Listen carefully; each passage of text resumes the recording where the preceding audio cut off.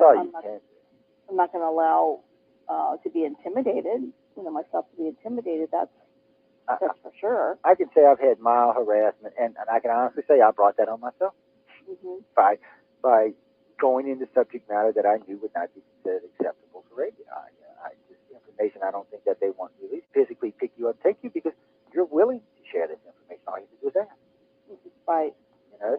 Which I'll shut up and let you talk for a little while. Oh no, we're having a great conversation here. Even because it's interesting. The people have for all these years I've been doing this. I mean, people have asked me, "Do you feel like you've been harassed, at all because of your work?" And I honestly say no. And I think that's because you're so forthcoming. I really do. I don't think there's any reason and also, Joe, because I'm not out there applying for Freedom of Information Act requests. That's actually a damn good point. So I think because I'm not trying to get into government,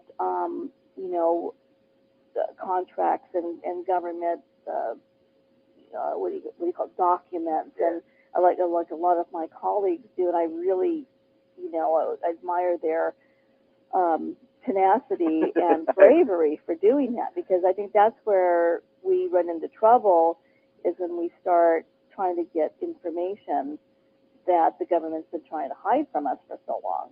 Yeah, and they do get testy about that. I do stay away from that myself. I don't want to get them out of feet. Right, exactly. So that part of it, I'm just dealing with, with the abductees, experiencers. So I think they pretty much kind of keep their distance, and they're just watching. That's all. And I think that's what they're doing. And like I said a few minutes ago, I mean, if they want to know something, they can come get in an audience, or they could call into the show tonight, or they could come to one of the conferences and say, Yvonne, I'd like to ask you this question. And as long as it wasn't something ridiculous, you'd ask them and answer them, and to the best of your knowledge. So, like I said, I don't really think there's any real need for them to do that. And you're not downing the government because of the aliens, which some of our other colleagues do. Mm-hmm. Then I'm sure that gets people in trouble. When you start ragging on the government, of course. So I just leave them alone. I say I'm sure they have a part to play in just like everybody else, but I'm more interested in why the aliens are abducting our people. I do think it's wrong, by the way, ladies and gentlemen, if the government is truly abducting people. I do think it's wrong, but I got to tell you, I'm more curious to why. I know why the government's doing it. I'm more interested in why the aliens are doing it. What do you think, Yvonne? You think they're coming to for any specific reason, or just to learn? Are you talking about now the aliens? Yes, about the aliens, not the government. We'll leave them poor guys. Yeah. I've been asked this question, over the last 17 years, and I don't have the answer to that. None of us do, really. I think we speculate because of the experiences that people are having, ongoing experiences. I have said in my lectures, and I believe I've said it in my book, and I was writing between the chapters, and why I wrote this book, what the meaning is of what these aliens are doing. That I think they are definitely, of course, they're studying us. Why they're studying us? That's the ultimate question. Will this ever stop? We don't know. They definitely have their own agenda. When people have asked me as I've lectured throughout, when I'm in Europe or in other parts of the United States, if they're here to save us from ourselves, and I say no. I really don't think that we're going to get any help from them to save us from ourselves, and to save us from the economy that we're dealing with now, and any of our other problems. I think in one way they're not allowed to interfere with us. I think they're here to observe us. They have been for a very long time. They definitely have their own agenda of why they're experimenting with human beings while they're taking their DNA. I do think that the hybrid program is very central to all of this. Yeah. And again, what's going to happen with all these hybrids? Why are these hybrids being created, and where are they ultimately going to go? Are they among us now, as many people think that they are? So it's just it's an ongoing. It's what do we call it? An enigma. It truly is a huge question. Many of my Zero members have said, we don't want it to stop because we want answers. We don't want them to just go away and not tell us why they're doing this, because they feel like they deserve answers. And I do too. Yeah, I agree. I think they deserve answers. But it's interesting you brought that up because all the contactees I've talked to, and let me say this, because maybe there's a difference between contactees and contactees.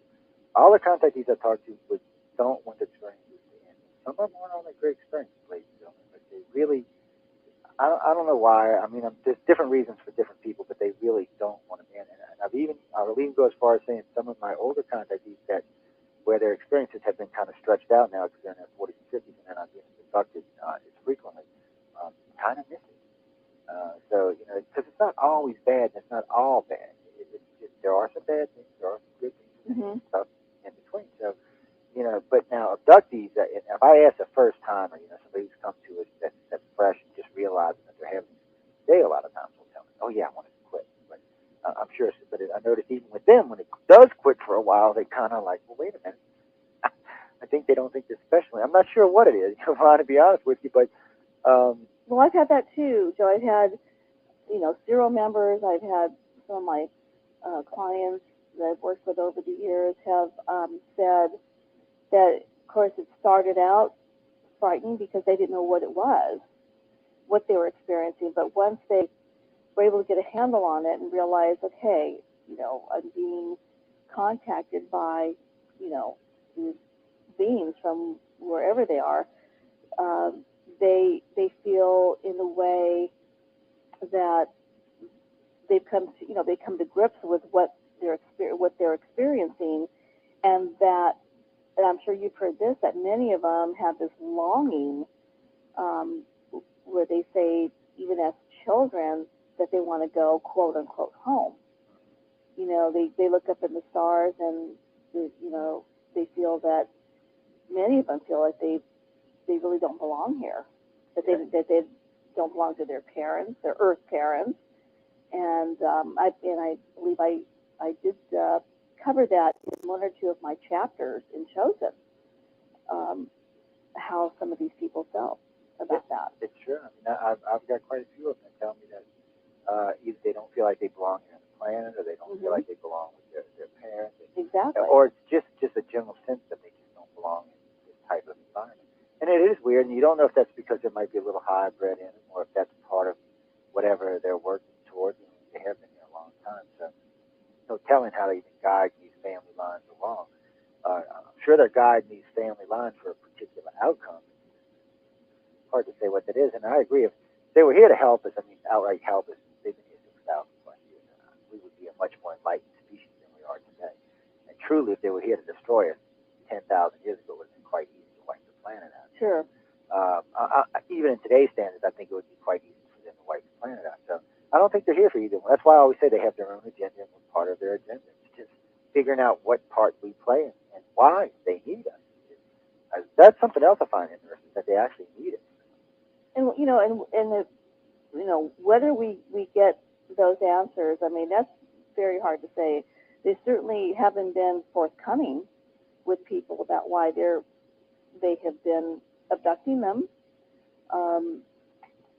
They really have not received, when the abductees have asked them, why are you doing this, or where are you from, or any question, they seem to give them a roundabout answer or not answer at all. Oh yeah, that's one of their favorites. Kind of ignore you. Exactly. So, whether we do get those answers, and it's hard. It's hard to say. I hope we do. I really do in our lifetime. I hope we do.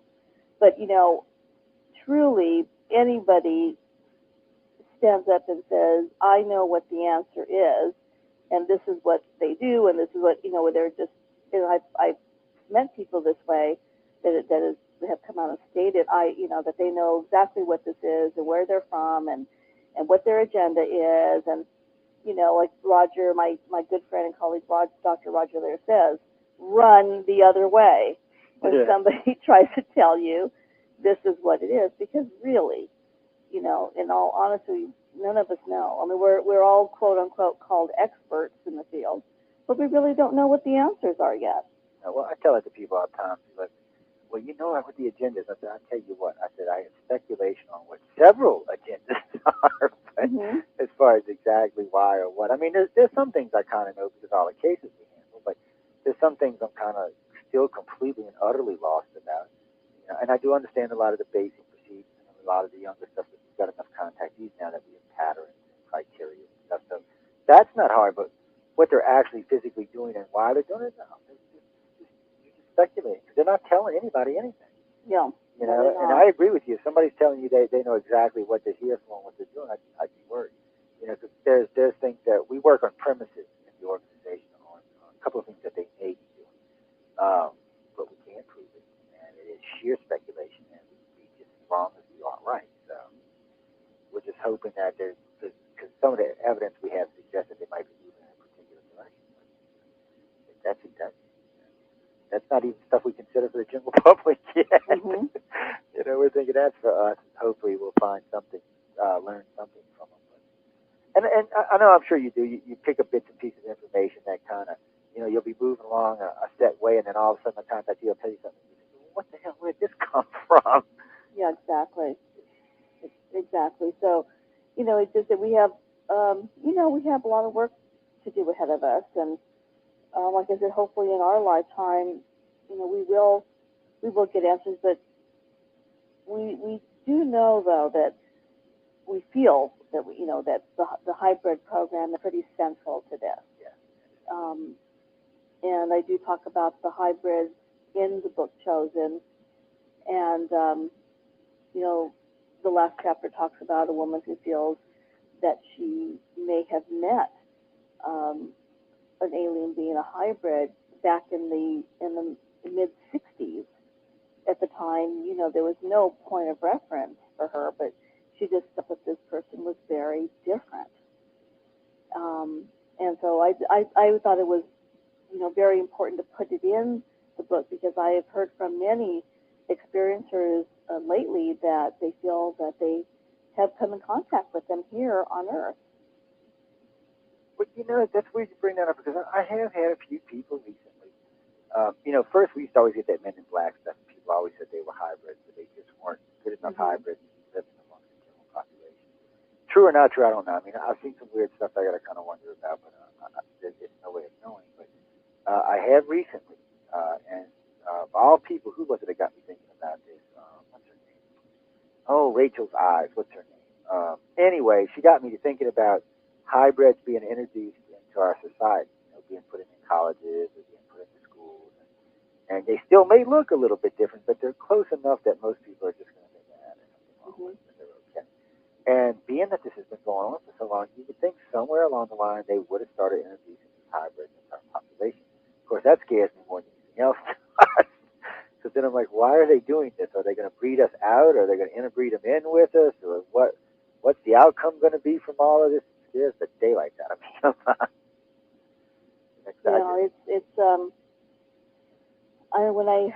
As I was writing Chosen, I was thinking about the hybrids, and because you think, they've been producing these hybrids for so many years. First they're shown, the abductees are shown hybrid babies, and then they see the toddlers and they see the adolescents. Well, they're these hybrid beings are growing up, and they have to go somewhere, and I think that's maybe part of their agenda is to incorporate them among us. And they might. It's weird. They definitely seem to be putting them into our population. At least recently, they seem to be putting them into our population. They may have been doing it a lot longer. And then that goes to makes you wonder if they have, and they have been doing it over the last 30 or 40 years.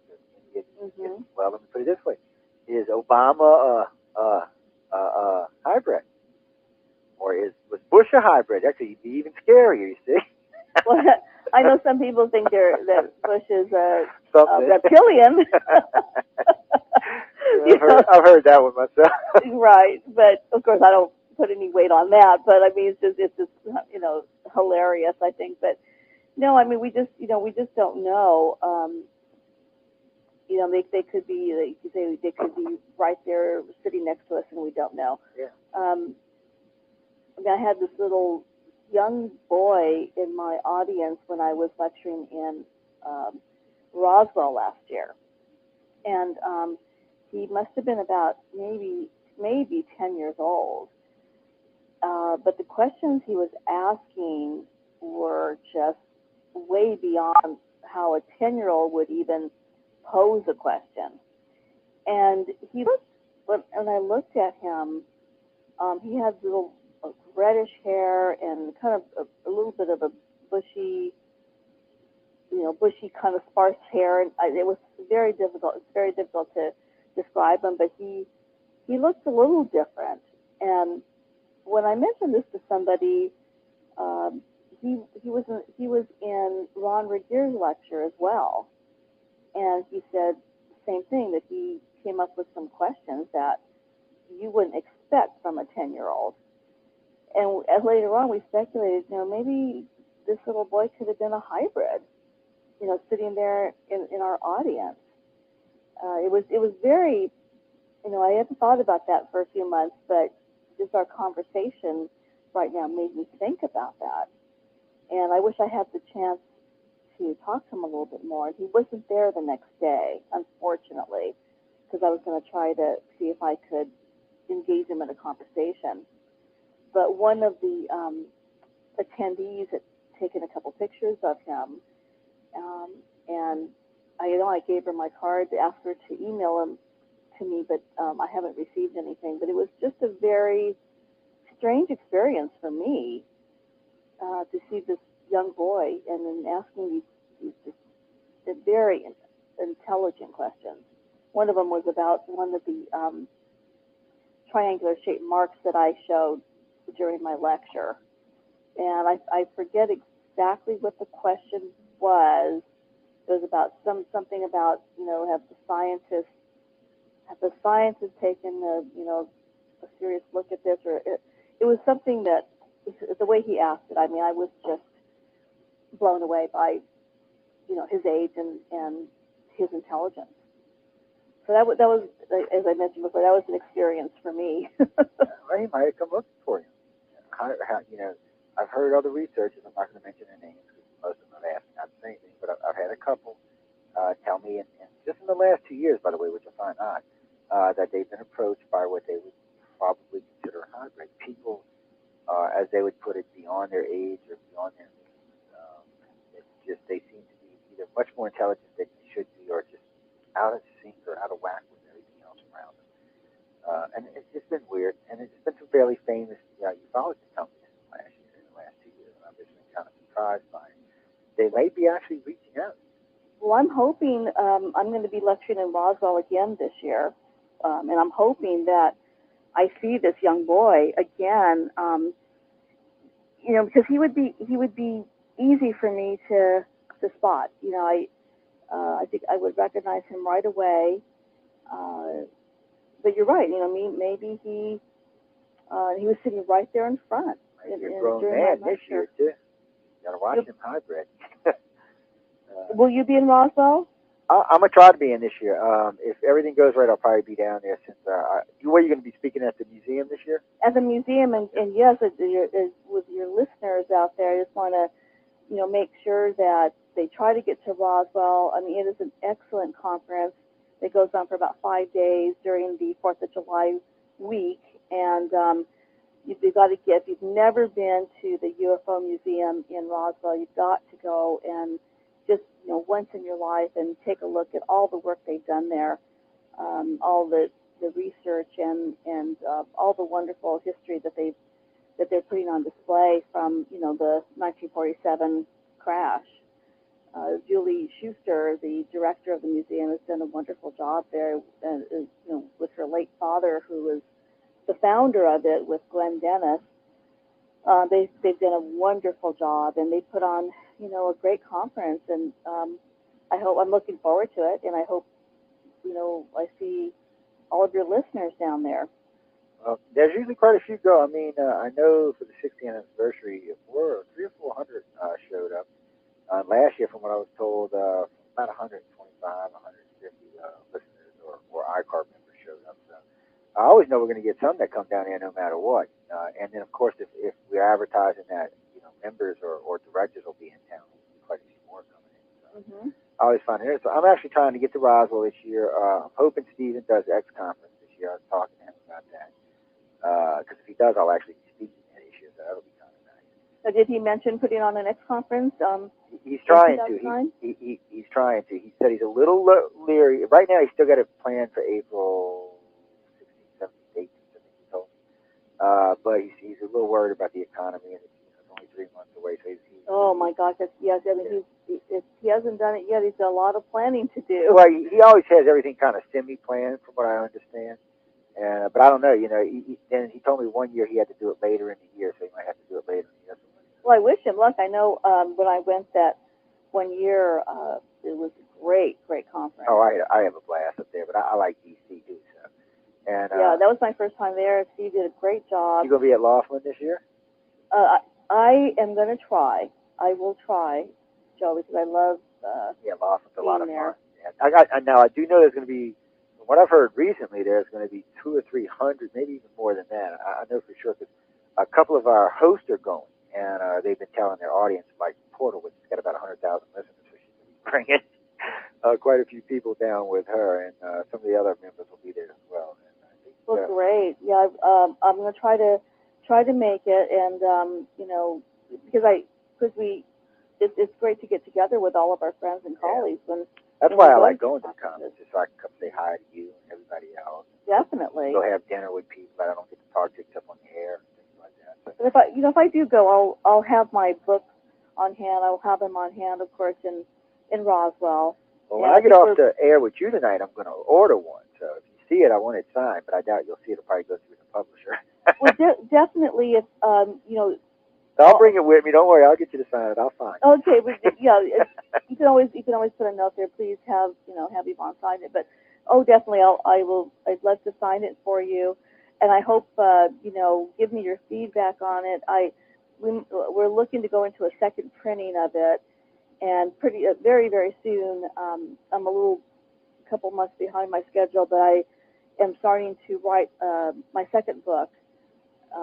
On the Coronado Island incident in San Diego County, San Diego, California, of a mass abduction that occurred. How are y'all right? I ask Richard this all the time. How are you right? I'll be lucky if I get one book done. It's killing me. I'm telling you, it's killing me. Well, I'll tell you, it's a very painstaking project. I mean, it was a lot of blood, sweat, and tears, and. You just write and write and write. I mean, I wrote for months. That's all I did last summer, and I had promised Bob Brown I would get it published in time for last year's Laughlin conference. So it debuted in Laughlin, which I was very proud of, and did very well there, and did very well in Roswell. Well, who's doing the regression thing in Roswell? I mean, at Laughlin this year. I thought you did it better than Barbara did, but that's just my own personal opinion. I'm not sure, Joe. I thought Barbara Lamb would be doing it again, but I believe it's somebody else. Last year it was Dr. Leo Sprinkle. Yeah, I heard that.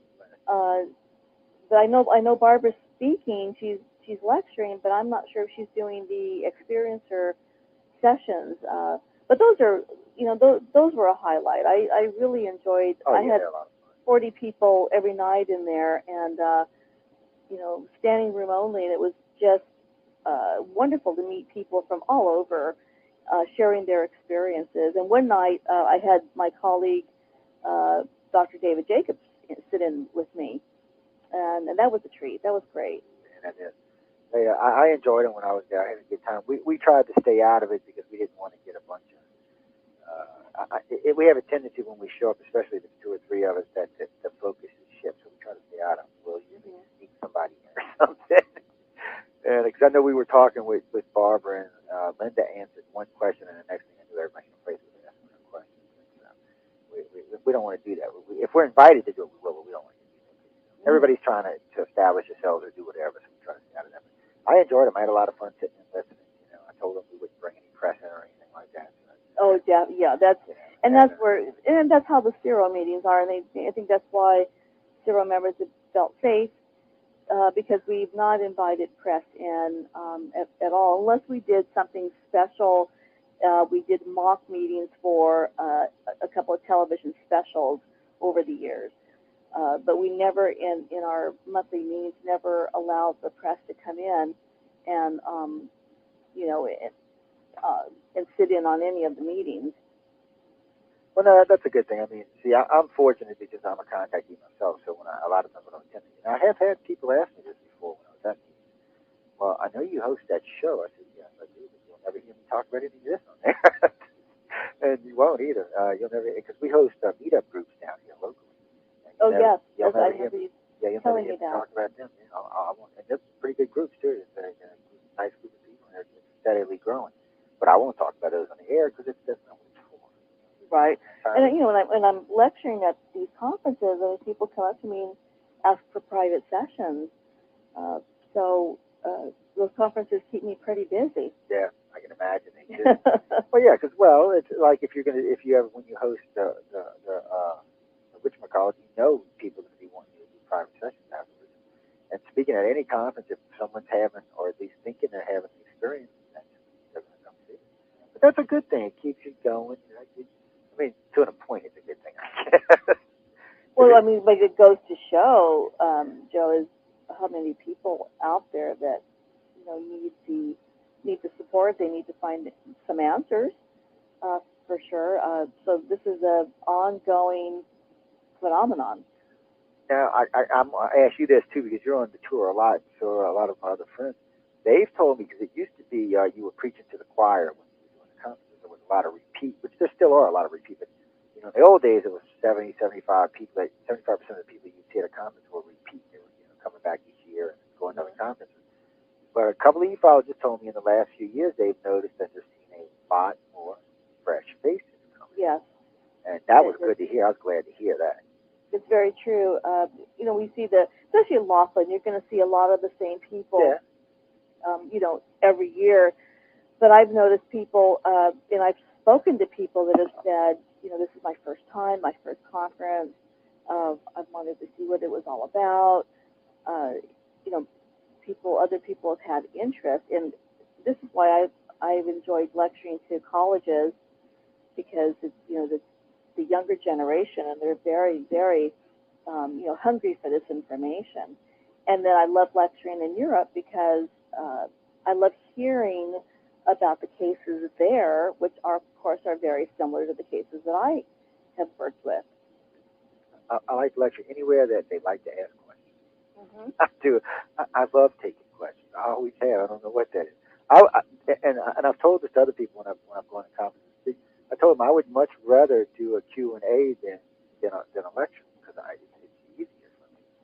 I'll do it either way. It's all easy to me. But I just like to answer questions. I'll usually do Roswell. We did I think it was 45 minutes, and then the rest of the time was just answering questions. But I like that. I have much more fun that way, and I get a lot more information out there. And I feel like I'm actually contributing more because I'm actually asking questions that people want answered. I don't know. One of those. Well, you're interacting. It's the interaction with your audience, which I always think is a positive thing. Yeah. I enjoy that as well. Speaking of that, I'll probably get emails tonight because I didn't open up the lines for calls. Sorry, guys, I only had it for an hour tonight, so I'm not sharing. Oh well, but I want to thank the listeners out there for whenever I'm on the show for tuning in, and I'm going to be working on that second book, and I'm getting ambitious. I mean, I might work on my second and third book at the same time. Dang, girl! How that is.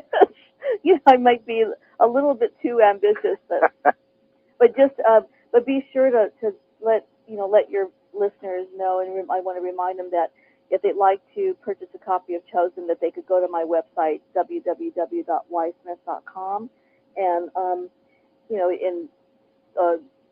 order it through there. And if they like it signed, they can put a note in. They could send an email to my publisher, and or to me, and I would be more than happy to personalize it for them. I mean, it's been very exciting to publish my first book. It's just been it's been very well received. I'm very proud of it. I can't wait to read it, and I'm glad to see you putting one out because I know what kind of nightmares they are. And I had reviews in there from my friends and colleagues. Stan Friedman, Don Schmidt wrote the foreword for me. You know, it just Paula Harris. It's just been wonderful to have the participation of so many of my friends and colleagues and to endorse the book. You know, Paul and I were talking about you just a couple of weeks ago. Oh yeah, we miss each other. We have to get together. She and I are just. Well, she was actually on someone else's show, and we were talking about. Oh well, we have so much fun when we travel and lecture together. I think y'all do. Yeah. Because y'all both have great personalities, so it's got to be a blast. You know, we have a great time. Because she's a kick. I get a kick out. She paid me one of the best compliments on somebody else's show a couple of months ago. I was just floored. I just happened to be tuning in when she was on Karen Dolan's show, actually. Oh. And she said they were talking about alien abduction. You know, Paula used to not talk about alien abduction. Usually not, and yeah. Somebody had asked her about it, and she actually quoted me and said that's who I would go to. And I like to fell out of my damn chair because she got mad at me for a whole year for making her talk about alien abductions on my show one time. Well, because she always said, you know, gosh, that's not my expertise, and she goes, I'm a, investigative journalist, and that's true, you know. She is. But she has, has some cases come to her, and I told her, there's a reason for everything. Yeah, there is. And they're looking for her for some reason, but there's also things that she's lucky. She was associated with John Mack. She's associated with you, with me, with several other key abduction research, and she's one of the few people that actually are. I've never really thought about this before, but there's only a few of us that are associated with everybody. I happen to be because I do radio, and that's the only reason. If it was just a research thing, I would probably know half of them and not the other half. But because I do research and radio, then yeah, I'm lucky I get to talk to everybody. But Paula's like that. There's a few of them out there that actually have either everyone's ear or everyone's eye, and it's interesting. I mean, there's not very many of them. But, it's kind of cool. So maybe it is one of people that comes to me. Or maybe it's just the next phase in what she's supposed to be doing. I mean, you're writing books, so that's the next phase in what you're doing. Yes, and it's just, when I was writing Chosen, it was just, wanting to get the information out there, wanting to keep bringing this out into the open. That's what we need to keep doing. People that I've, my neighbors, people that I work with that have never, thought about this subject or never had an experience or don't remember one, but they're very curious. And then when they meet you and they know that you're a normal, credible person, but yet you do this work, I mean, that really piques their interest. So I think, Joe, we're doing some good work. I think there's a lot of good stuff going on. I actually have to say, for being in ufology, this is the time. If you want to be in it, this is the time to be in it. There's some really good researchers out there. There's much more specialized research going on these days. You're not having like you did 30 or 40 years ago when one person was looking into 80 things. Now you have one person looking into one thing with 5 venues, but primarily one thing. And so you get a much better quality research. And like we've done, we've visited some of the old cases and changed things around, put stamps on them, and whether they were actually alien abductions or something else. And that's caused a little controversy. Matter of fact, George Norrie told me that there is no way he would ever think of Betty and Barney Hill any different than the way he did. And then at the end of the show, he was like, damn. But I laid it hard onto it. There was just some things that I was very fortunate. About 10 years ago, or not even that long, about 8 years ago, a friend of mine had a complete copy of the Betty and Barney Hill regression tape. And when I sat down and listened to him, Yvonne, I realized that there was something else more here than what we originally thought about. So when I was on Coast, I used it as a chance to put it out to the general public. And you know how it is. These theories are always hard to get across. You have to deal with this yourself. So wait, what's the second book going to be? Well, you already told me that. Well, the second book is going to be about the mass abduction on Coronado Island. I remember that. It was about 11 of the serial members that were involved. And the third book is probably going to be Chosen 2. because I have, more cases that I'd like to share that I did not have a chance, the time to put into the first chosen. So that's why I think, I might just start writing, because once you start writing, I mean, I get lost in my writing, and I think I might be able to put both of the manuscripts together. Well, that's excellent. That's excellent. I can't wait to read it because, like I told you, I'm working on one myself, so I'll actually read it. Maybe it'll help me get my brain. Sure. I've done 20 hours of audio tapes. I did it on the air. Matter of fact, at shows. I went through the different types of aliens, different types of abductions, 20 hours of audio, so that I could actually go through. I'm cheating, okay? So I could actually go through and pick and choose what I wanted. Well, sure. Anything that will help you put it together. I mean, I'll tell you, it's not an easy task. It's a lot of blood, sweat, and tears. There's many times I wanted to just say, I can't do this. It's just too hard. But then something just kept pushing me along. And my manager, John Hawkins, was instrumental. He just kept encouraging me, and my sons. And so, I had a lot of, loving people who said, no, you have to do this. You're supposed to do this.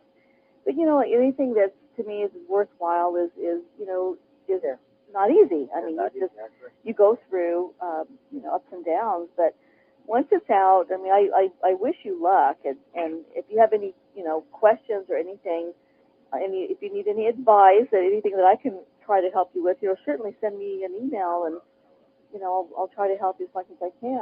And Richard Dolan, Peter Robbins, sweetheart. Every now and then. Oh, he's great, isn't he? Yeah. Hi, Peter, if you're listening. Yeah, because Karen does a monthly special with Peter and Richard now on her show, and I talked to them before the show, and so I've been hitting them up for little pieces of advice because Richard's working on his too. His is supposed to be out pretty soon as well, and I'm lucky, like on his books and a couple other books, they're going to actually debut on the network, so I'll know about them right off the bat. And actually, we beat Coast to Coast in the last 2 years. We beat Coast to Coast on like 60 exclusives. Oh. But I like I told George on the show when I was talking with him with Melinda, I'm a little better friends with some of these people than he is.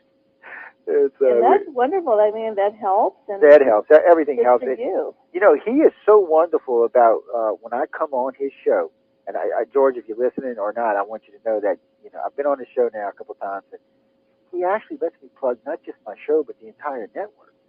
And I gotta say, we've probably picked up 300,000-400,000 more listeners across the network because of him. So good for you, and good for George. Thank you, George, for everything you do. Oh yeah, and so I gotta give him credit for that. And he listens when you're talking to him. Hey, he's a nice guy. I got along good with him. So I enjoy doing his show. And Coast to Coast is a good show. And hopefully we'll see you back on soon. Thank you, Joe. I really always appreciate hearing from you and Linda and asking me to come on the show. Oh, well, I enjoy having you. You're easy. I could actually, if I wanted to, just ask you 2 questions and go get some coffee and dinner. Now you're not no Stan Friedman now, okay? Stan, and I pick on Stan about this all the time. And guys, Stan, don't get mad at me, but there's a couple of times when I first started on Wake Up USA and I didn't really know him. I would ask him a question. I would get up, get a cup of coffee, make a sandwich, smoke a cigarette, which I don't smoke anymore, and still he would be answering the question. Oh yeah, Stan is great. I mean, he's one of my friends and colleagues. And he's such an easy interview. He's a wealth of information. He is too. I'll be seeing him in Roswell again. So Daryl's going to be there too at the museum, right? So it should be you and Daryl, and I see they're getting a nice little group of regulars there, which I kind of like that. Yes, idea. With Daryl Sims, myself, Stan Friedman. Hopefully this year, again, Jesse Marcel Jr., Don Schmidt, and Tom Carey. Jesse was interesting. I interviewed him just recently, and a couple of my other hosts interviewed him just recently. He's kind of a crazy. He's much more quiet than I realized. I'm sorry, Don Schmidt? No, Jesse Marcel Jr. Oh, yeah. Yeah, he's just way quieter. And I thought he would have been. I thought he was going to be much more outgoing. I guess is what I was expecting. But he was. That's Jesse. I mean, he's just a very. He's a really nice guy. He's a very nice person. He doesn't really consider himself a researcher or a lecturer, but he's happy to go and share his story. And it's been overwhelming for him and his family with everything. Just all the experiences as he's had since all the Roswell story broke. And then he decided everybody was writing about him and his story, that's why he wanted to write about his own story, and finally came out with his book, which is wonderful. Yes, it is. And, so, yeah, he was just really nice and quiet. And I was just, well, most ufologists are not what I would consider quiet people. Well, let's just say they got egos. And I'm not picking on anybody. And everybody knows that you can't be in this field and not have an ego, or you would never make it squat. Right. I got to be honest about it. You have to let things roll off your back. Yeah, you can. Things get rough. And yeah, you can't get mad. But you just whatever. He was just right. really quiet. But see, when I met Yvonne's a sweet. Y'all don't go harassing her at the conference. You got a serious question, she'll answer, but just don't go harassing her. Well, because some conferences I notice people are very polite, very manly, come up and ask or talk to you, or even ask for an autograph, whatever. And some places they seem to be kind of rude, pushy, and gripey, and complaining. I'm like, well, what the hell? That's people. Yeah, that's all. That's people, different personalities, and you just have to kind of. Roll as you know, the more conferences you do, you're going to get the hecklers, and that hasn't happened too many times, but I've had them. And of course, when I've done a lot of television, there were the debunkers. Oh yeah. Now that's got to be involved. And that's it could get rough, and now I think I've been in the field long enough where I feel I could handle it a little bit better than when I was a novice. Yeah, well, when I seen you in Montaldo, you looked quite relaxed, quite laid back. Didn't seem to be. Oh yeah, it was. I mean, it was great because I had just come back from Ireland, so it was just I was. Oh, I'm jealous. Ireland and Montaldo. I'm not talking. Oh, it was just beautiful. The conference was great. Betty Myler, the organizer, she just does a fabulous job. She treats all of her speakers like royalty. But I had just come in from Ireland, so I had all this information and just research from other people like Malcolm Robinson from Scotland, and how we just share information. And so and then I was asked to be on the Montaldo show. And so I was there. I had that shot in my arm, after just coming back, and it was great. And Montaldo is also, it made me relax. I mean, he was a very nice person, very easy to talk to. And he looks like he has a genuine interest in this. He does, definitely. Yeah, that's got to make the interview easier. Definitely, where the host is not fighting you. He's actually interested in the subject, and he's not trying to debunk you. And I just seen someone on David Letterman, was it Jeff Peckman, I think. He looked nervous. Oh, he did. Yeah, but doing David Letterman would probably make God nervous. So it just depends on you have to know where your host is coming from, because you don't want to get in that situation where you're going to be pinned down, and then they're going to start debunking your work. Yeah, or just start personally attacking. You don't want to look foolish up there, that's for sure, because that affects all of us. Well, I tell our listeners all the time, they don't have to agree with what's being said on the show, and they're allowed to express that respectfully. But as far as attacking, guests, we don't allow for that. Exactly. I want people to have their own thoughts and their own, and I want people to challenge ufology, but I don't want them to be rude or obnoxious or anything else. And there's a way of handling things. I tell people all the time, if you can't have a conversation about cursing, you should work on that seriously. Yeah, exactly. But I got to tell you, thanks. You've been fantastic as usual. One more time, go tell them where they can find the book. One more time. Thank you, Joe. Well, listeners, if you'd like to get a copy of Chosen, you can go onto my website, www.ysmith.com. Go ahead and order it. I'd love for you to have a copy. And as Dr. Roger Lear and I say, let's spread the word. Buy one for your friend for birthdays, for this coming Christmas. Just put it out there. And I'll keep in touch with you, Joe, because I'm, with writing my second and third book, and we'll get together, and I'd love to do your show again. You know what I'm going to do, too, in a couple of months, maybe about 2 months, I'm going to give Melinda a call.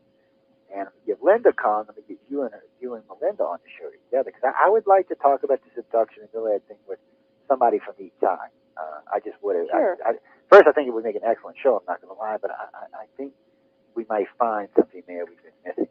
But then again, who knows? It's fun. We get to do it on the air, and it's live. You never know. Yeah, it'd be great. And Melinda and I've had this discussion at the end of the serial meeting. We're just talking back and forth, and she and I have a respect for each other, so it would be. I think it would Oh, be I a give very her interesting hell all the show. time, girl. She's lucky I like her. I give her hell all the time. Yeah. Oh, we've had so much fun together on shows that it's kind of scary. Well, but I hope to see you. I've tried to see you in Laughlin, but I hope to see you in Roswell. Roswell, I'm hoping to get to because I really there's some other stuff I want to do down there. It's a good time of year to be down there. 4th of July. It's still the 4th of July weekend, right? Oh yeah. Yeah. Okay. Usually the 4th of runs the weekend. July 5th through the 8th. And that's I always want to say. So and then Roswell will be putting on their conference. The city of Roswell will be putting on their conference. Oh yeah. Well, what do they call it? The festival, right? I don't want to get in trouble with Peter, so yeah, I'm not. It's the conference and festival, but I'm not sure now exactly what. Yeah, I'm with you on that. But thanks again for being on, guys, and I will try to see you down in Roswell. Ladies and gentlemen, go down, see Yvonne in Roswell. It'll be worth your time down there. And Roswell's not really expensive to go to. It's one of the less pricey conferences. Oh yes, and it's worth your while to get to the International UFO Museum in Roswell. Everybody should see the museum at least once. You just have really to should. visit. Now, I'm going to tell y'all a little secret, okay? Inside the museum, they have the biggest database of stuff I've ever seen. Oh, yeah. People get confused when they go in there because, they see the part where they have all the displays and all that. But when you go in the back, when you walk in the front door and you go to the right, they've got all their videotapes and books. They've got an extensive library. And people come from all over the world to Roswell just to go to the museum. So they've had visitors from all over. So it's worth coming to see. Yeah, and every major ufologist who's ever existed has been there. So yeah, guys, just go check it out. Pay your homage. It's free. I mean, you can make your little donation. I always give them a couple of dollars for letting me roam around and touch stuff. But they always tell me I can come anytime I want because I'm pressed. But everybody's always super nice at the Roswell Museum, guys. Absolutely. They really I can't say anything else. Everybody was nice, and I even asked them pretty tough questions, and they were being really nice. I was actually talking to them about the Holmes affidavit, and they were very, very nice. So I got to give credit for that. They deal with everybody kindly. They're interested in everybody. Oh, yeah. Just visit. It doesn't hurt. Like I said, it's one of the cheaper conferences to attend. Hotels are not very expensive down there. You can get them as cheap as $20 or as high as $200. Just depends on what you want. It's a nice place to go visit.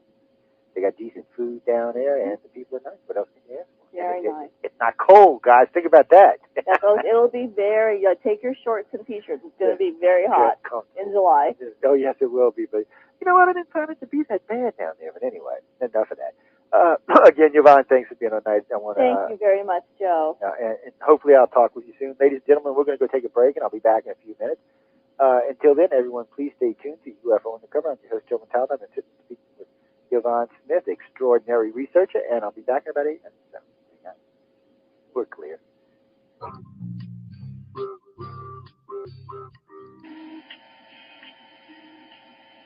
Welcome to UFO Undercover with your host, Joe Montaldo.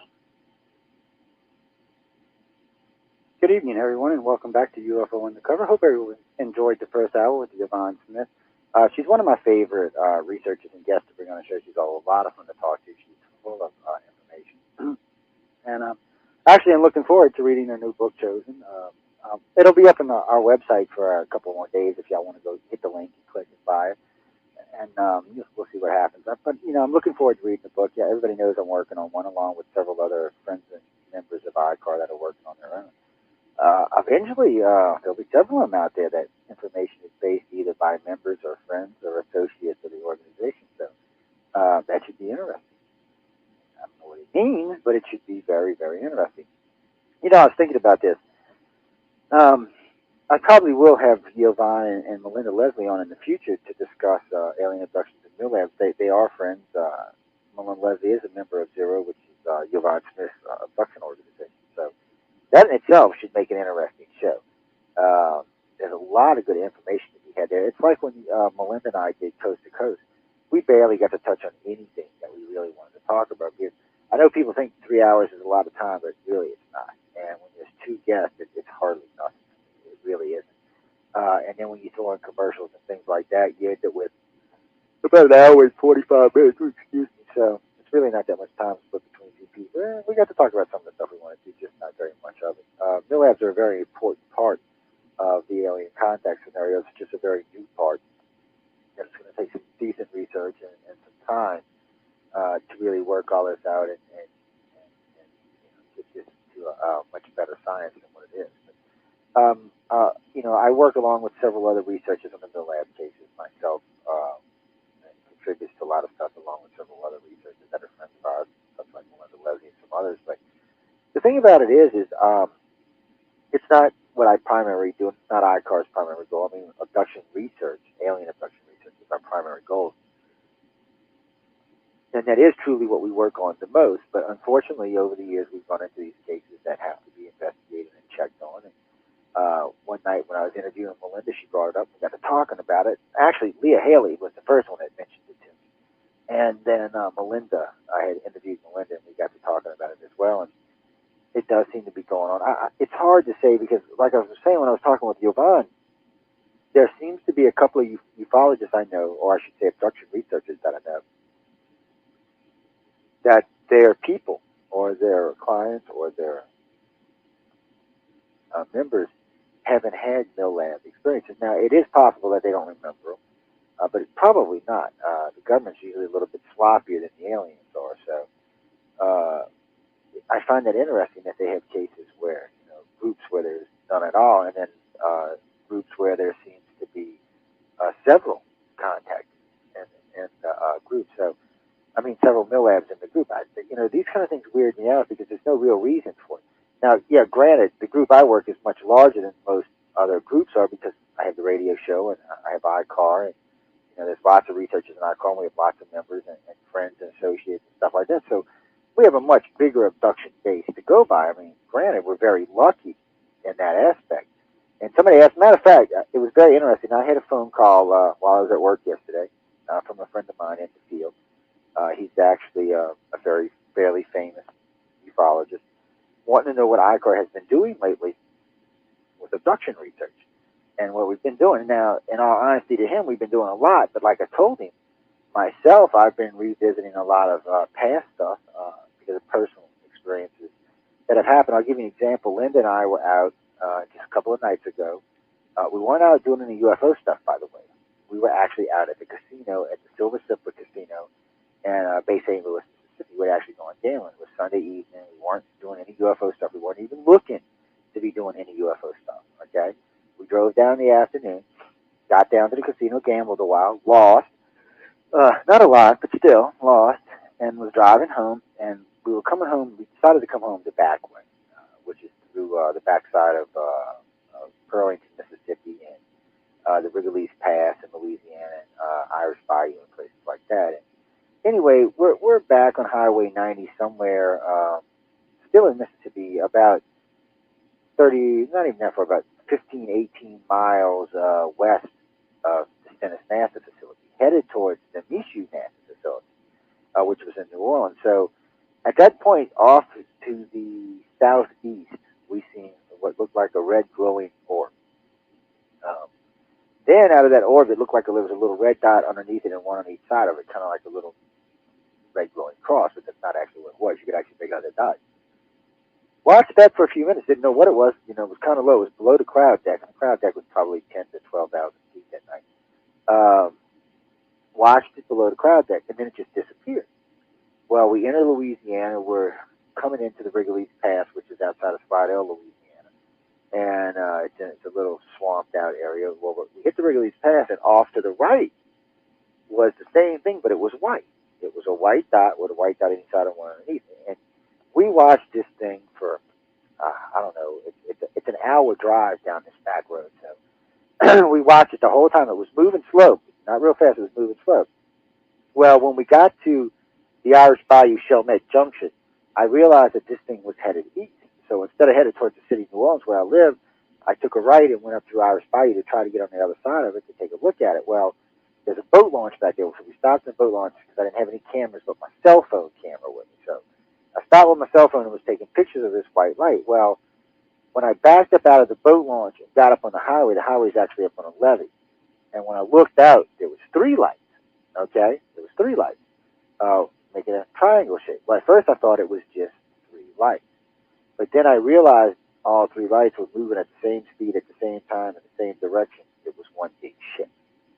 Halfway over one of the blacked out areas of New Orleans and over the lake. And what I mean by the blacked out areas in New Orleans, Lakeview is still 70% vacant from Hurricane Katrina. And this time of night, there wouldn't have been anybody out there anyway. So it was halfway over that, halfway over Lake Pontchartrain. I've been waiting to see if anybody else has made any reports. This thing was huge. It was like the size of the city, at least the size. It was just phenomenally big. Somewhere between 2 and 6 miles across. I mean, the thing was huge. Lakeview, it was at least 2 miles inland from the lake, and it was at least 2 miles over the lake. It was big, whatever it was. And it was just kind of drifting along. And I mean drifting because, and this is the first time I've seen a craft this size that looked like it was drifting.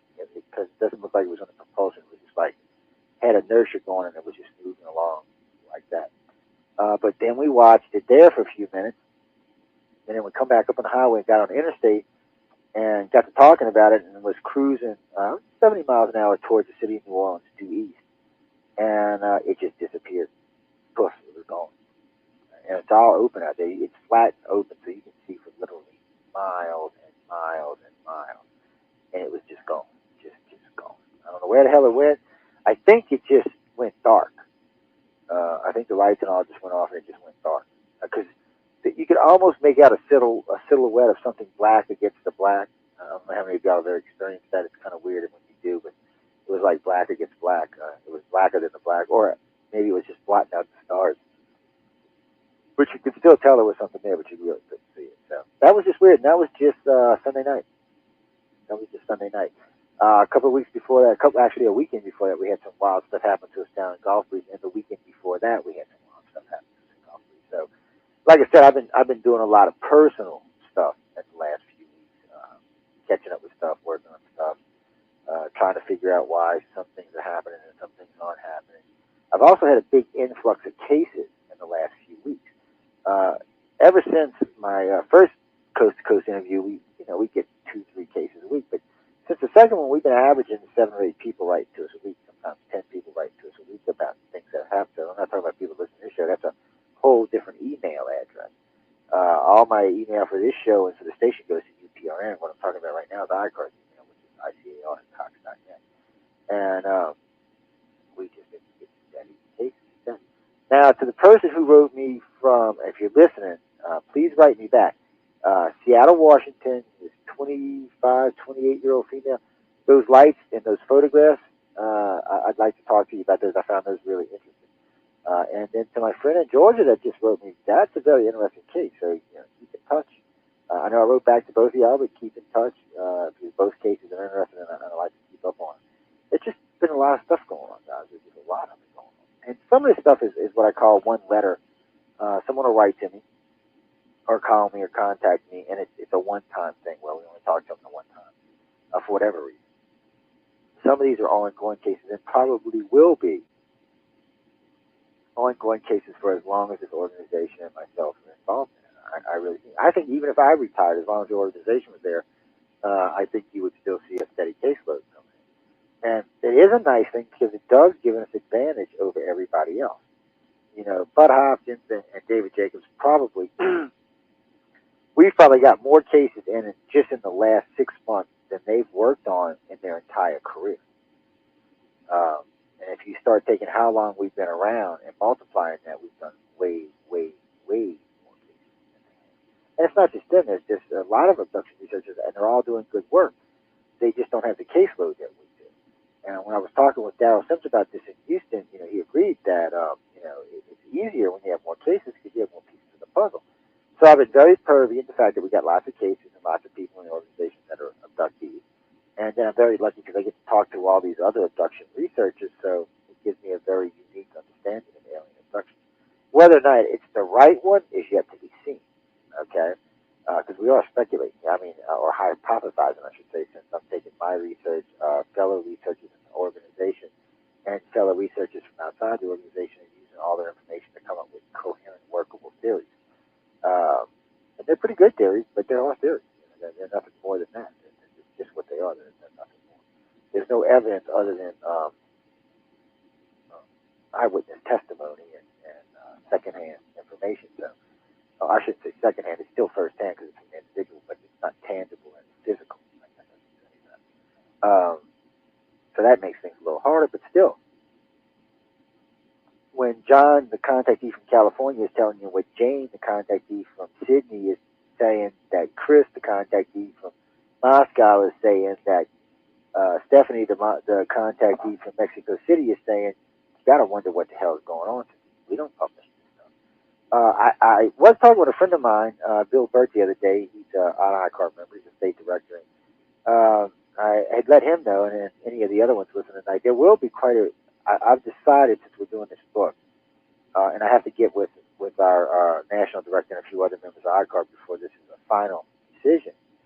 But I am thinking of making 75% of abduction criteria available in this book, and just picking a specific amount for specific things to keep out, key things to keep out, and that's just for us, the researchers, and not for any other thing. But we'll see how that goes. I am hoping. I got 3 more shows I'm going to do for this abduction series, and then I have to tell you all this. The abduction series, once we start working on the book, the abduction series will no longer be available on the podcast, okay? And never will be available after that. So if you want to hear it or if you want it, you better go get it now, because it will go bye-bye. And it may be made available as a set later on. Once we go into full-time work on the book, the podcast will no longer be available. So I just thought I'd tell y'all that. There's about 8 of them over there that y'all might want to go download and keep yourselves. Or not, doesn't really matter. I mean, it'll be in the book as well. But the audio clips won't be available anymore. And there are some stuff in there that y'all might want to keep. Excuse me, guys. They've been going. They've been tired all day today. They've been working too hard. Now, while we're on the abduction subject, though, especially, let me ask y'all this. Let's say that you're average Joe or Jane American, or average Joe or Jane Australian, for that matter. You get up in the morning, you get in your car, you drive to work. You get to work, you feel weird, you feel like something's out of place, you wondered why you didn't stop and get your coffee and biscuit that morning, or whatever. But just all day you feel off. But as far as you can tell, nothing happened to you. You're just off. You get home that afternoon, you're talking to your wife feels the same way. Y'all are both like, well, what the hell? You go to bed, one of y'all wakes up in the middle of the night dreaming about the other one being tortured or something happened to him. And then you start telling them, and when you tell them, the other one tells you, well, I had a dream about that last night. And then, are y'all sharing dreams? Or you just abducted, or what is that? Well, since dream weaving is a physical thing, it is possible you shared someone else's dream, which is possible, or you were picked up and taken, and that's just the memories left over, or the memories coming back, or what have you. But that's just everyday people. I mean, that's the ones that remember, say, at 25 or 30. The kids, there are kids that this never goes away for. For some reason, the aliens don't hide this stuff. At 5 years old, they'll have had contact. And maybe they dealt with it better than other kids. So going in their teen years, they're still having contact, and the aliens are leaving at least partial memories behind. As they get into their 20s, they're leaving more memories behind. When they get in their 30s, they're not even hiding anything as far as what they're doing with the individual, not what the aliens themselves are doing, but what they're doing with the individual. They don't seem to be hiding anything. It's a very select group of people. And I'm not sure why, but I'm sure it has something to do with the way they react or interact with the extraterrestrials themselves. I mean, that's the only thing I can think of that even works for that. It's kind of scary. Now, going back to something else that Yvonne and I were talking about, because I'm going to skip around a little bit. It's kind of short on time. We're down about 20 minutes. When you start thinking about the military thing, and military is a bad word, because whoever's doing these abductions outside of the aliens, they're not military in the way we think of military, like black ops or government military. It's something else. I don't want to say it's a rogue organization, because they got to be working with somebody's blessing. But still, it's an organization inside of another organization, probably inside of 2 or 3 organizations. I'm sure it's well hidden and well deep down in there that are picking these people up and backwards engineering them on trying to figure out what had happened to them when they were abducted by aliens, and so on and so forth. Now, the reason I'm bringing this up is I get a lot of email that people want to be mad about this. All right, granted, you can be mad about the government picking you up, but remember this: if the aliens weren't abducting you, the government wouldn't be abducting you either. Okay, so before you go getting all hacked off at the government, remember, if the aliens weren't abducting you, or if the aliens were being open about what they were doing when they were abducting you, the government would have no need to get involved. At this point, since the government does not know what's happening, the government has a need to get involved, and there is a need for secrecy. I meant to ask Yvonne if she thought we were going to have disclosure this year. But as far as I can see, there's still a need for secrecy.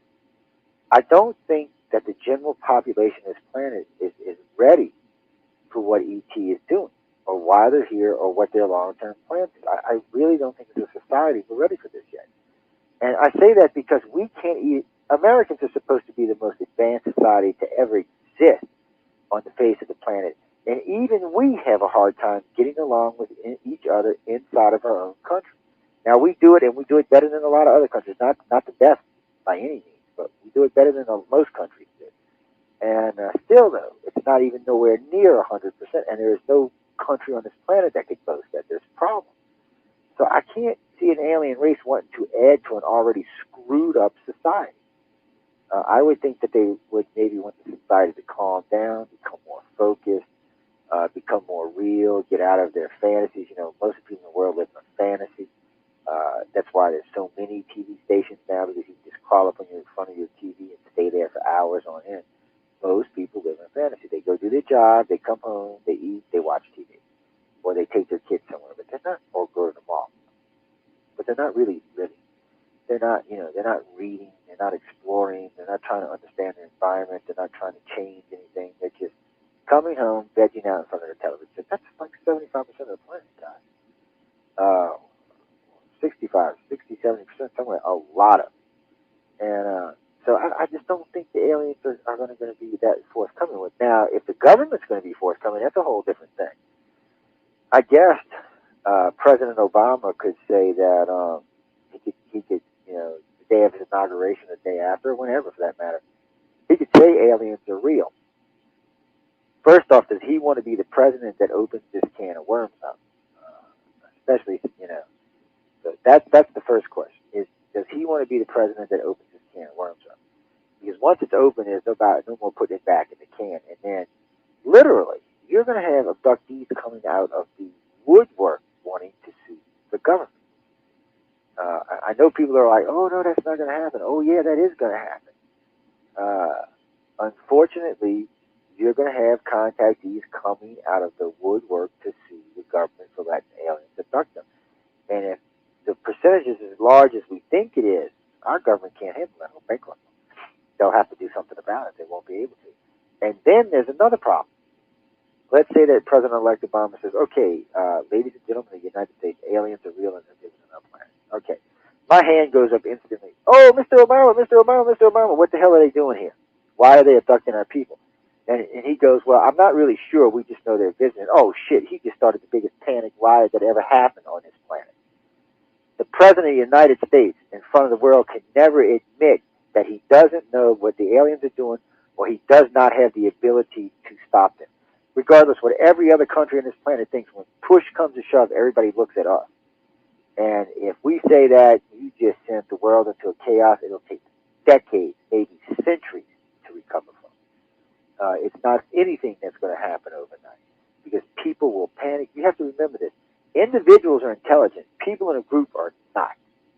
They're panicking. If one guy gets out in Times Square and starts talking about what the aliens are doing and what's coming and what they're going to do to us when they all get here, you're going to have a panic like you've never seen before. Never seen before. It'll be like the same thing as if they said, oh, the asteroids come to kill us tomorrow. It'll be the same damn thing. That's what kind of chaos you'll see run across our planet. The only hope that we have is that the ETs come forward, meaning that, John Gray calls Jane over at CNN and says, hey, I'm a gray alien. I want you to come down here so I can prove it to you. And then I want airtime on your network to tell the world what we're doing here and why we're here and why we're doing the things that we're doing. Then you might have a chance not to have a major panic. But even then, I think you're going to have a major panic. Because the religious section, which is still 60% of this planet, is not ready for extraterrestrials. And even the other 20 of the other 40% is just not ready for it. Right now, probably about 20% of the planet is ready for the truth, if that much. And that's kind of a high estimate. I know some people would say it was conservative estimate, but I think it's kind of a high estimate. And I just don't think that we're ready for it yet. But I have to tell y'all in the same breath that I hope Stephen Bassett's right, and there is disclosure this year. It's a double-edged sword for me because I don't want to see my society collapse. I got children and grandchildren and even great grandchildren now, so I want to see things go good and I want to see the world become better. But I don't think disclosing extraterrestrials is going to do it unless they're coming bearing gifts. Now, like I said, if the Gray and Obama gets together and they say, "Oh, this is what's going on, and we're going to give you medicine to cure y'all and make you live 500 years and blah blah blah blah blah blah blah blah," then you got a chance of maybe keeping it fairly stable. But I gotta say, guys, I just don't see it happening. Oh, I'm sorry. Who me? I'm going to be 46 in a few days. What is today? The 14th. In 8 days, I'll be 46 years old. To the person who just asked me that in the virtual auditorium. Yeah, I know. What can I say? Oh, because you heard me say about the great grandchildren. Oh, okay. One day I'll explain that to all of you. I do have a great granddaughter. It's my granddaughter's son. So on and so on. It gets way too confusing now. Anyway, on January 28th, well, happy birthday to you too. But now you see, you got me sidetracked off of what the hell I was talking about. Now you got me thinking about the grandkids.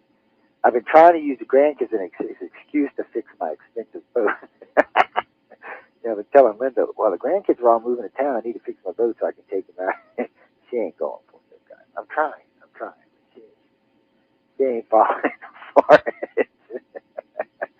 Oh, anyway. Getting back to the disclosure thing and the extraterrestrial. And besides that, let's look at this a different way. Let's look at it a totally different way. Let's say that for me, there's been disclosure. Okay, ET told me they're here, so I don't need disclosure. Okay, ET went and hovered over Mexico City for a full day. They don't need disclosure either. They hovered over Arizona all day, or the triangle. I don't know if it was all day, but it was quite a long time. How long was that Phoenix sighting, guys? A couple hours, right? 4, 5, 6 hours, something like that. So you got big black triangle hanging over Phoenix on it. I mean, that's disclosure, guys. What the hell else do we need? It's not just there. I mean, there's literally now probably 50 or 60 cities that have had mass sightings or big craft over. So, what the hell? What else disclosure do we need? We need ET to land on the White House front lawn and go, nanu, nanu. That's what we need. That's the only thing that's going to work for most people. Americans or I don't want to say they're more skeptical. Arrogant might be a better word because I mean arrogance in the fact that they think only their way is the right way. So in that fact, they're just more arrogant. Some of the other countries, this isn't going to be as hard of a thing. I really think, like the French, a couple of the European countries, some of the Scandinavian countries, I think they're going to take this quite well, and I think it's going to do quite well there. And in the same breath, I think some of the South American and African countries, and even some of the Oriental countries, are going to take this very poorly, and it's going to be a big epic disaster, along with some of the Middle Eastern countries. Out of the 100, I think it's 195 countries now. Out of 195 countries, I would say probably 25, maybe 35 are ready for the truth. The other 160 are not. And it's going to cause a global panic on our planet. And we just don't need that much. We've got enough headaches with what's going on in the world right now than anything else. I was listening to a congresswoman today on the radio talking about because of these buyouts and payouts that our grandchildren are going to be paying back $3 trillion in loans because of interest. And everybody forgets it's $1.5 trillion that we're going to end up spending, but then we got the interest on that. So it's doubles for $3 trillion. We're not going to pay that back. They're talking about my grandson might be paying 60 and 70% taxes over stuff we're doing. No, man, that's not going to work for me. So, we have that kind of stuff going on now. We've got wars going on. We've got starvation going on, and all over the effing planet. So I just don't think dropping the aliens, and I don't think it's going to solve all our problems. People tell me all the time, well, if they would just disclose, everything else on the planet would stop. Okay, guys, racism is not going to stop because of ET. Fighting over your religion is not going to stop over ET. Fighting over money and land is not going to stop over ET. It might pull the planet closer together, but I don't know if it's going to pull it closer any better than the internet has. Internet's done a pretty good job of pulling at least a good chunk of the planet together. I got to give it credit for that. Unless ET is a threat, unless they present themselves as a threat to this planet, it's not going to unite the planet. Matter of fact, if they don't present themselves as a threat, it's going to probably fraction the planet even more because people are going to be fighting to get to the extraterrestrials, to try to get their technology, to try to get their attention. So that's going to actually cause the planet to fracture more. I don't think everybody's really thinking these disclosure things through really good. I think they're just wishful thinking, and people are not thinking about the recourse or what's going to happen afterwards. I just don't think they are. But I say this all the time. I could be wrong, and in this case, I hope I am. I just don't think I am. I really think that disclosure at this point is not going to be good for anybody. It's just not. The planet is not mature enough to know the truth. What really, to be honest with y'all, what makes me mad, best I can tell, 6, 7, 8,000 years ago, ET seemed to walk openly amongst us. Today they don't. Now that brings us back to something else. The hybrids that Yvonne and I were talking about on the show. She brought up a good point about, because this hybrid program has been going on for a long time. We don't know if it's been going on the full 6,000 years, but we know it's been going on at least for the last 50. And in that time, I'm sure they've got quite a few things out of it. They may have been going on longer than that. I'm just saying. We know for sure it's been going on the last 50. Now, some of these hybrids are probably getting to the point where they can interact and intermix with our society. That's why I asked her, does she think Obama is a hybrid? Because it's quite possible. At this point, actually, I don't think it's really possible for him, depending on when they started their experiments. Now, if they started them 100 years ago, well, then yeah, it could be. But if they just started in the last 60 or 70 years, no, it's probably not.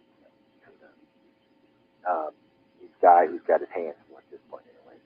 So let's just say that and leave it at that, because anybody who's in his position right now has got to be thinking, oh, what the hell am I doing myself into? So that's why I think another reason that aliens, personally, and not to take anything away from President Obama, to be honest with you, I just think he has his plate too full to introduce disclosing. Now, if something happens, or if he can't pull off some of the things that he's been saying he's going to do, well, maybe then he'll disclose and take some of the pressure off. But I just don't think it's going to happen. It just seems to be more of a hindrance than it does a good thing. But who knows? Who knows what it is and what it isn't. Also, too, speaking of that, to the individual who sent me all those pictures the other day, not the orb pictures, I should say. And I sent you those ones back. The ones I sent you back are from Isla Capri and at the hotel in Mississippi. It's from like the 7th floor. It was pouring down, raining that night. That's what all those orbs are, is reflections from the flash in the rain. Now, there are some anomalies in that picture. If you look, there's 2 red spots and this weird squiggly line thing. I don't know what any of those are. But the rest of those ones that look like the orbs that everybody say are spirits or whatever, no, those are raindrops. The ones with the hexy polygrams inside of them, those are raindrops. Those are more than raindrops. And I got literally 100 or more pictures of them. I got several on New Year's Eve. About 10 years ago, the first time I ever seen an orb picture, New Year's Eve, it was misty outside, so I broke out the camera and started taking pictures.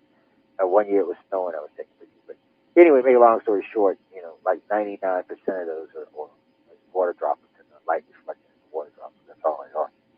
I'm not saying that's what all orbs are. I'm just saying what I'm talking about right now. Those are just water droplets. Who knows? It's an interesting thing. There's spheres. Sorry about that. Spheres.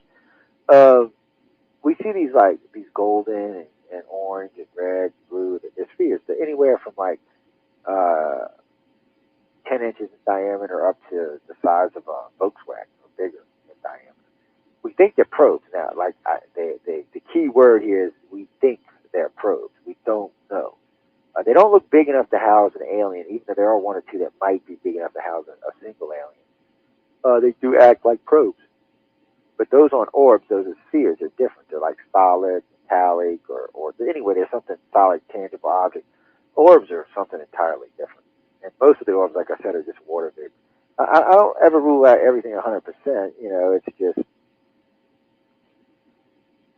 what are you, Tuesday, are you a ghost under another name? Because you're the only person who asked me that question about ghosts. Sorry, somebody IM'd me about, do I think ghosts are real? That's a loaded question, by the way, because they already know the answer. No, I'm not answered on this show. They ask me later on. That's like trying to. Anyway, I do think the alien abductions are real, though. I think the alien contactees are real. I don't think everybody who says they're an alien abduction is real by any means, but I do think they're real beyond any reasonable doubt. What was funny for me is actually as a researcher, I learned about alien contact and understood it as being a real phenomenon before I actually realized that I was a contactee or an abductee, whatever you want to call it. We're talking 15, 18 years ago. I had no idea. I was just like every other dumb idiot out there who was being probed. I remember having weird dreams as a kid, having weird abilities, having other weird things happen to me as a teenager, having really strange things happen to me. Here's one for y'all. Y'all tell me what y'all think about this. I know some of y'all are aware that I was just in the hospital just recently. I'm 45 years old, right? Smoked, drank, you name it. I was bad when I was young.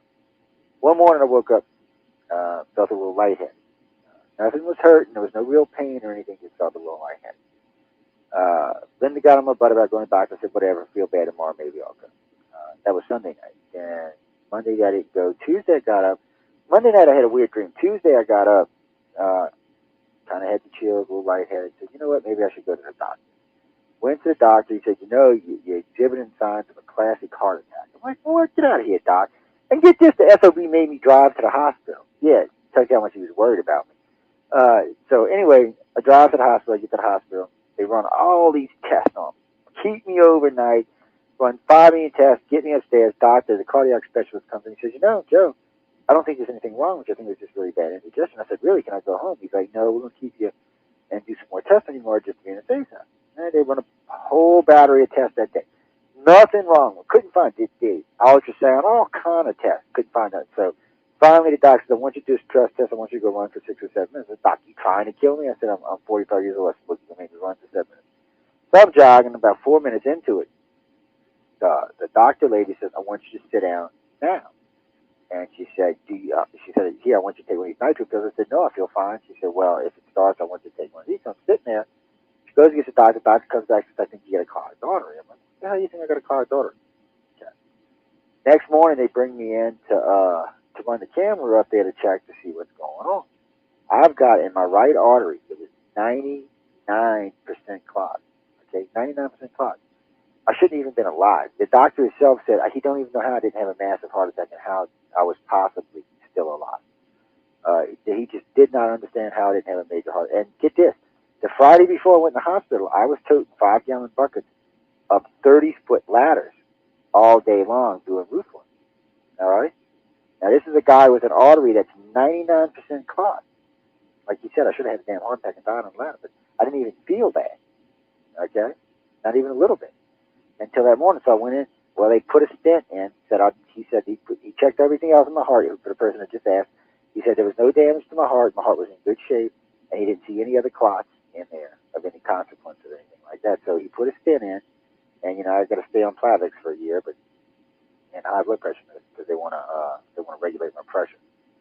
And but the point is something or someone or somebody was watching or making sure something was going on, because I should have been dead in the other way. And the reason I bring this up is this isn't exclusive to me. When you talk to contactees, weird things like this are the norm.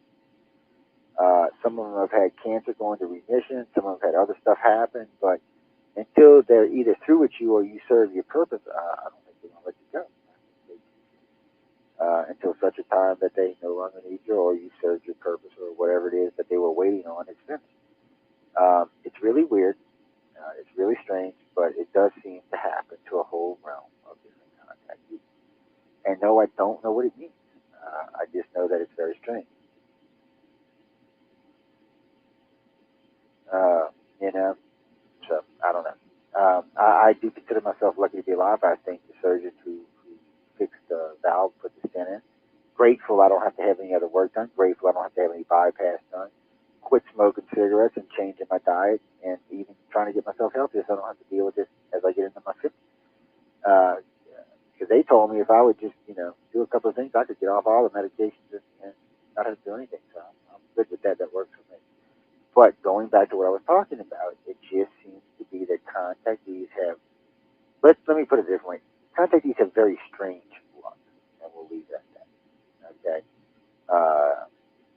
Just very, very strange luck. Doesn't mean that I couldn't have a massive coronary tomorrow and kick over and die, or for that matter, get run over by a car and die, or any other thing for that matter. It just, at this time, they seem to have something else for me to do. And I find this a lot with contactees.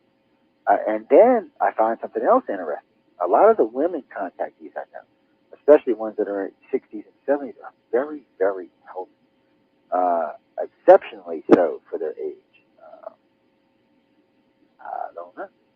Could be good living, could be good probing. I'm not sure. But something's going on there. So just something to think about. I know there's a lot. Well, the good probing comment. Okay, I see. Anyway, good living, good probing, something like that. Hey, good probing makes the heart pump good. What can I say? No, do not email me about that. That was a joke to my wife. Y'all just behave yourself. I'll be getting emails for weeks. Anyway, we're getting ready to wrap this up. I hope everybody enjoyed Yvonne and a couple of things I wanted to mention this evening. I know a friend of mine wrote me and asked me how come we're not doing politics for this UFO show, and I do like to talk about politics, just not on this particular show. And right now, I don't have anybody to hate on. I'm kind of behaving myself with the politics thing. So actually, I'm going to contact November Hanson about a month and get her to let me do an update on the Obama Nation. Y'all should be sure to tune in for that one. If you have virgin ears, you won't want to attend this show. But anyway, guys, I really hope y'all enjoyed the show tonight. I'm getting ready to get out of here. I want to thank everyone for tuning in to UFO Undercover. If you have any ideas for the book or any information you'd like to share, or any sightings or experiences you'd like to share, you can reach me at icer@cox.net. You can find other ways to contact me on the iCar website. If you have something for the radio station or one of the other shows, you can reach me at uprn@cox.net. It's all very even. If you're somebody new listening and you would like to know more about the show, you can go to www.paranormalradionetwork.com or to ufoundercover.com. If you're an abductee or contactee, someone who's got a sighting or just generally interested in ufology, you can go to www.icar1.com. That's the International Community for Alien Research. It's a 10-year-old abduction organization. I think it makes 10. Yeah, 1999, 2009. Yeah, 10 years. I know, huh? Dang, guys. It's been around for a while. Actually, it's technically about 8 years old. It's the members have been as a group for 10 years old. But on that note, guys, I'm going to get out of here. Again, I want to tell everyone thank you for tuning in. Until next week, enjoy your life. Have some fun. Bye, all.